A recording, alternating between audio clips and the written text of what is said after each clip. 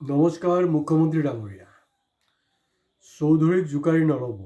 এয়া কুংকি চৌধুৰী হওক ৰঞ্জন চৌধুৰী হয়। আপুনি কৈছে ছ'চিয়েল মিডিয়াত, মই চাই আছিলোঁ, চৌধুৰী কোন হয়, কোন চৌধুৰী এনেকৈ নিৰ্দিষ্টভাৱে নক'ব, ঝামেলা হৈ যাব। আপুনি জিতেন্দ্ৰ ফিল্মটো চাইছিলে নাই, জাষ্টিছ চৌধুৰী? এইটো চাগে চোৱা নাই, জাষ্টিছ চৌধুৰী চাব, তেতিয়া আপোনাৰ বহুত বস্তু মনত পৰি যাব। এতিয়া কথাটো হ'লগৈ যে মানে 5 বছৰ পিছত হঠাৎ মানে গৰু মাংস, গৰুলৈ আপুনি ইমান মাথা কেলে বেয়া হৈছে, মই ধৰিব পৰা নাই।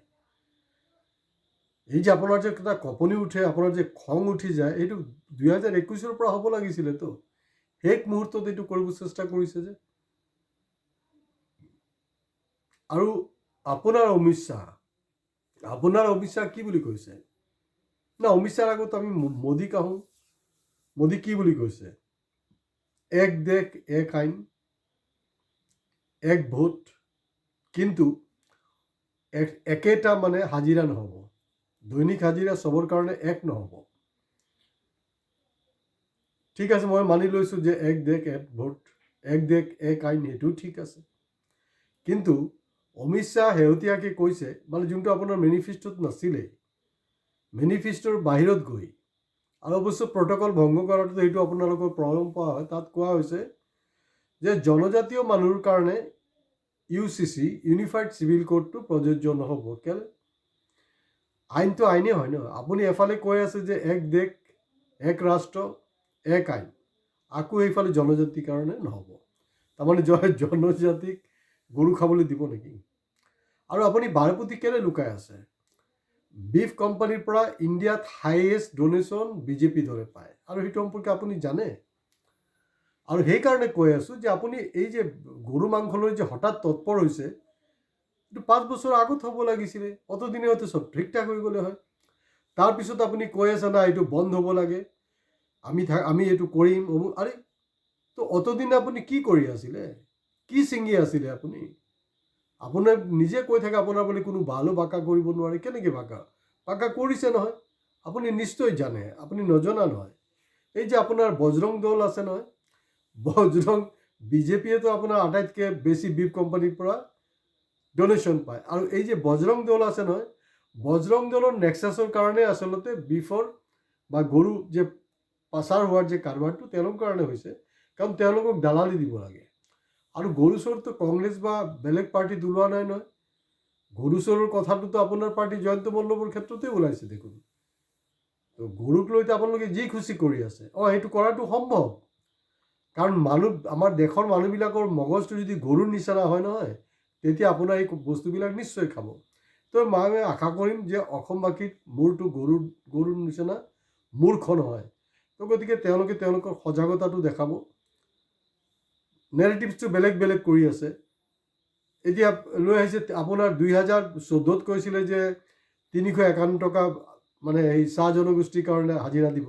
এইটো আহি গ'ল এতিয়া, এইটোতো 351 টকাটো নাই হোৱা, আশে পাশে নাই। সেইটো এতিয়া কৈ আছে 500 টকা। তাৰপিছতে এইবিলাকতো চব মোদী বা আপোনালোকৰ কিবা নীতিন মুকেশ না কিবা কিবি এই যে নতুনকৈ যে হৈছে আপোনাৰ প্ৰেজেণ্টেশ্যন, তাহাঁতে কিবা কিবি কৈ আছে। এটা কনফিডেঞ্চ নাই যে তেওঁ যে কথা পাতি আছে। আপোনাৰ নতুন নেশ্যনেল প্ৰেচিডেণ্ট চাই কাগজ একদম ৰেডি আছে। মোৰ ওচৰততো কোনো টেলিপ্ৰিণ্টাৰ নাই, মইতো ইনষ্টেণ্ট কথা পাতি আছোঁ। মইতো ৰাষ্ট্ৰীয় সভাপতি নহয় ন কোনো দলৰ। আপোনাৰ সভাপতিক আপুনি যোনটো লিখি দিছে সেইটোকে পঢ়ি আছে। এয়া হ'লগৈ আপোনালোকৰ মানদণ্ড। তো গতিকে হঠাতে আপুনি মানে গৰু মাংসলৈ ইমান উৎপাত হ'বলৈ লাভ নাই। আপোনাৰ মাথাটো বেয়াটো আৰু আগত হ'ব লাগিছিলে ন। তাৰমানে আপুনি কেতিয়া কৰিব? যেতিয়া আপুনি 2026-ত বা যেতিয়াই আপোনালোকে হাৰি যাব, তেতিয়া এই গৌ মাংস নিষিদ্ধ হ'ব লাগে, সেইবিলাক ইছ্যু লৈ আপোনালোকে হুলস্থুল কৰিব। যেতিয়া আপোনাৰ 2014-ত মনমোহন সিঙৰ পিৰিয়ডত পেট্ৰল LPG দাম বঢ়াৰ কাৰণে আপোনালোকে উৎপাত লগাইছিলে, পাৱাৰত নাথাকিলে এক ধৰণৰ ভূমিকা কৰিব, আৰু যেতিয়া পাৱাৰত আহিব, পাৱাৰত অহাৰ পিছত কিন্তু আপোনালোকে একোডাল নকৰে। তো এইচব ফটুৱাগিৰি বন্ধ কৰক। চৌধুৰী কোন হয় বুলি ক'ব নালাগে। আপুনি কওক কুংকি চৌধুৰী কোন হয়, ৰঞ্জন চৌধুৰী কোন হয়। অৱশ্যে ৰঞ্জন চৌধুৰীতো আপোনাৰ অকাতটো চবতকৈ বেছি বুজাই দিছে চাগে। গতিকে এইচব কৰি লাভ নাই। এইটো আমাৰ যি দেশৰ যোনটো আন্তঃগাঁথনি, যিটো কনষ্টিটিউশ্যন, তাত আপুনি কোনে কি খাব, কোনটো পিন্ধিব, সেইটোতো আপুনি ৰেষ্ট্ৰিক্ট কৰিব নোৱাৰে। আৰু চেৰিটি বিগেন্স এট হোম যদি আপুনি কৰিবলৈ আছে ইণ্ডিয়াৰ বেলেগ ঠাইত বাদেই দিয়ক, আপুনি চিম্পলি নৰ্থ ইষ্টৰ যিবিলাক ষ্টেট আছে আপুনিতো নাডাৰ মানে মেইন চিফ হয় ন। তাৰপিছত এতিয়া দেখিছে ন ঝাৰখণ্ডত আপুনি গৈছিলে, তাতো বাংলাদেশী ভোট পাইছিলে, তাতো গৰু এতিয়া অমিত শ্বাহ কৈছে বোলে ভইচ মানে মহ দিব লগত, এই চব ভেলকিবাদী হয়। আপোনালোকে তাত গৈ বাংলাদেশী নেৰেটিভছটো ওলাব বিচাৰিছিলে বাৰু বাংলাদেশীৰ ভোট, কিন্তু অসমৰ কিন্তু জাতীয়তাবাদী নহয়, এইবিলাকতো ভণ্ড জাতীয়তাবাদী।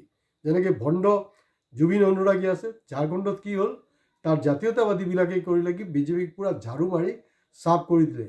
এতিয়া কিন্তু ঝাৰখণ্ডৰ শিবু সোৰেন আহিছে, অলপ হিচাপত কথাবিলাক পাতক আৰু গৰুৰ মাংস গৰু এইবিলাক লৈ নকৰিব।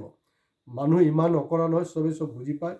আজি ইয়াত শেষ কৰিছোঁ। মুখ্যমন্ত্ৰী ডাঙৰীয়া, আপোনাক আৰু বেছি কামুৰিবলৈ নাই, কিন্তু ৰাইজক অনুৰোধ হ'ল আপোনালোকে ভিডিঅ' মেক্সিমাম শ্বেয়াৰ কৰক, লাইক কমেণ্টছৰ লগত কিন্তু ছাবস্ক্ৰাইব কৰিবলৈ প্লিজ নাপাহৰিব। আৰু গৰু মাংস লৈ কোনো ভয় খাবলৈ নাই, এইবিলাক চব ৰাজনীতি হয়। কেতিয়াবা যে আপোনালোকে পায় নহয়, গৰুৰ কথাটো কেতিয়া ওলাব জানো নাই, সেইটো পঞ্চায়ত হওক, পাৰ্লামেণ্ট হওক, এছেম্বলি হওক, যেতিয়া ইলেকশ্যন আহে তেতিয়া গৰু আৰু গৌ মাংসৰ কথাটো আহিব। এইটো সাময়িক, তাৰপিছত কিন্তু তেওঁলোকৰ ধান্দা পাতি ষ্টাৰ্ট হৈ যাব। নমস্কাৰ।